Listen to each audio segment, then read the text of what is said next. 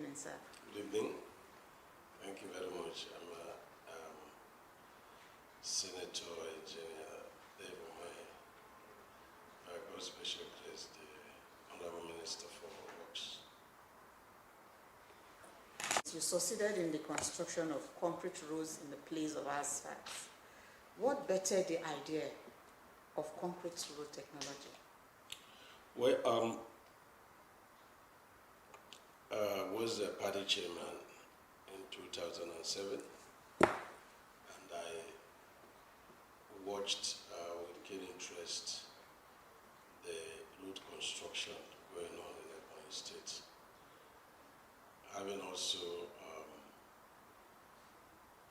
been a contractor from 1994 when I started my own companies. And so I've been watching road failures, especially in Southeast. And then I became the chairman of the party in the state in the year 2007. And of course, my companies were working at Ebonyi State.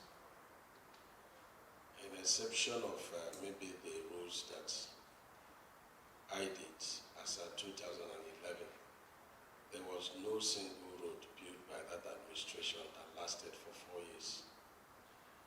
You asked me why did my own last? Because I had the trick of allowing my road to pass through rainy season. And I was working during all the rainy seasons. But that didn't totally save the roads, but at least it sustained the roads. And then when I became a deputy governor in 2011, I also watched the roads being done in Ebonyi State. As at the time the governor was leaving in 2015, it was only about 5% of the roads that administration built that were still available for any vehicle to run through, but not without major damages.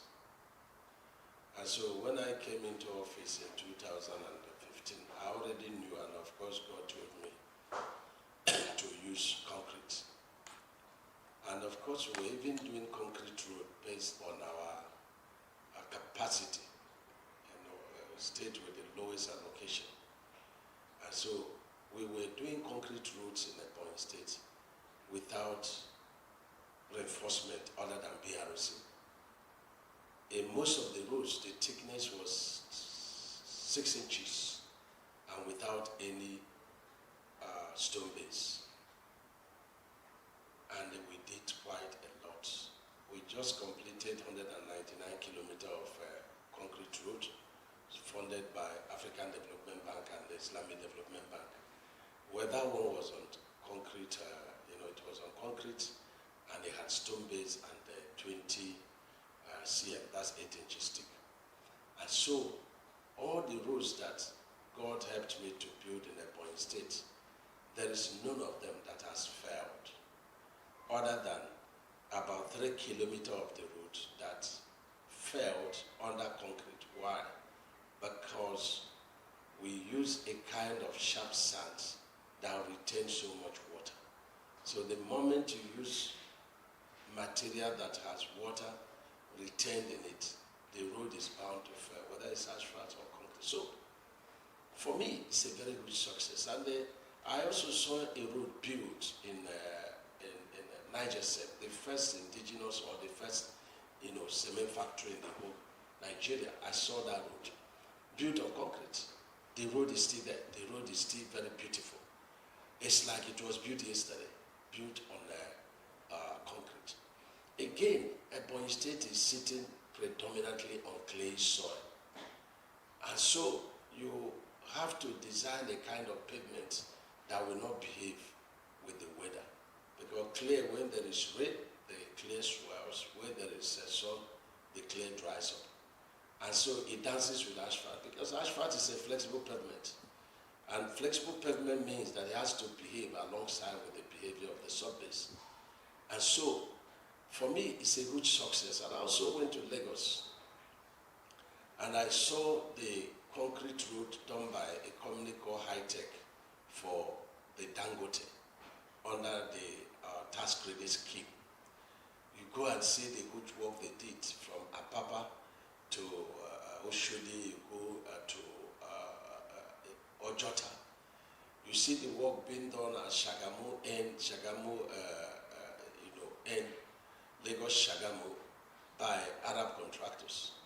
You go to the famous new deep sea port at Lekki, and you see the road also being done by this high-tech for Dangote. And you see very beautiful. People say, it brings noise, this, Let's go and see. It does not.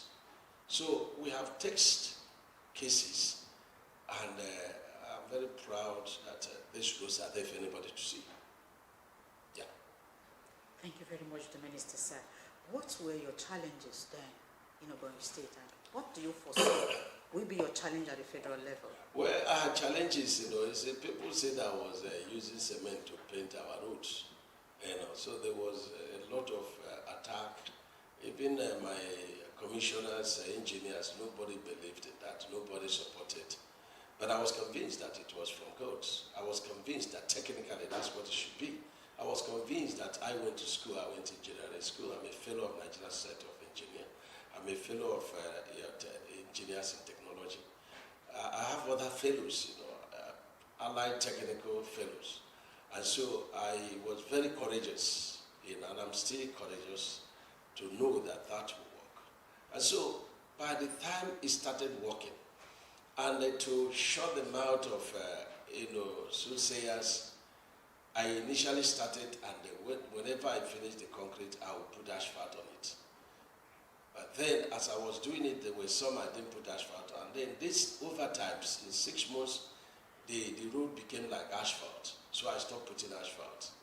So that is also based on experience. So I had a lot of, challenges, people believing it. But today, my successor is doing all the roads on concrete. A number of states have also copied doing their roads on concrete.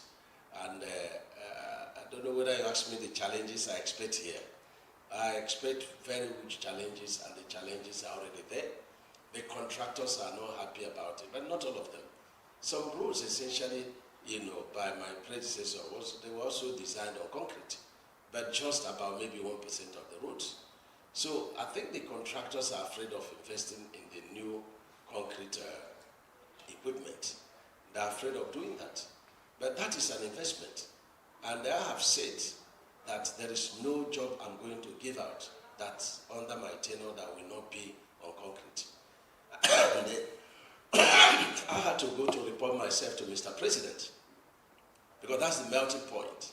I know people have been running around reporting me to people around Mr. President, so I quickly had to yesterday go and report myself to Mr. President. I said, sir, I'm redesigning some of the roads on concrete, and I have done the analysis, and we are good to go. And it's going to also lower the pressure on your Naira, because asphalt, is made of bitumen. And by the way, this bitumen, most of it is so much adulterated, because the contractors come in and say, we are doing a bitumen enhancer. Why are you doing bitumen enhancer? Why should we enhance a bitumen if it's a bitumen? And so the cost of, bringing this bitumen, by the reason of going to look for effects, is going to be eliminated. Everything about concrete road is locally, sourced. And so Mr. President said, I'm in support of you. He also gave me a tax. He said, I believe that concrete road is cheaper than asphalt road. I'm now doing the computation. But if it is not cheaper, I will go back to it. But I believe strongly that the treatment given to trunk A roads on asphalt, if I use the same parameters and then change the pavement to concrete, that concrete is going to be cheaper. And when you go to trunk B roads, concrete roads are more cheaper than asphalt roads. And moreover, this is 50 years free bonus, 50 years no maintenance, 50 years that you don't touch it if you do the proper, mixing and the proper, vibrating of the concrete while you're laying it. So we already have this, but essentially a number of contractors have also keyed in. But the big ones want to scale me with their cost. But we are running the numbers. We know grade 30 concrete, how many cement is needed, how many tons of chipping needed, how many sand is needed, how many rods you need. Now, if you're going to buy your own rod from a different market, not known to us, we need to know. So what we argue will be your overhead.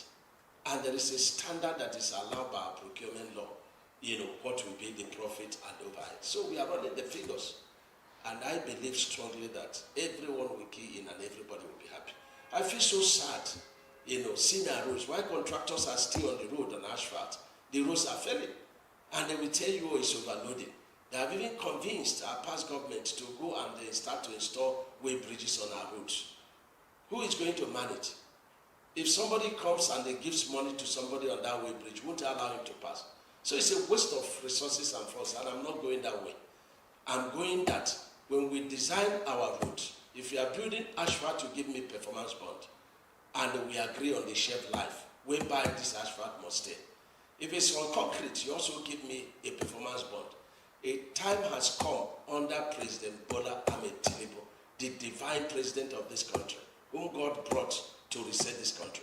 A time has come when Nigerians will smile.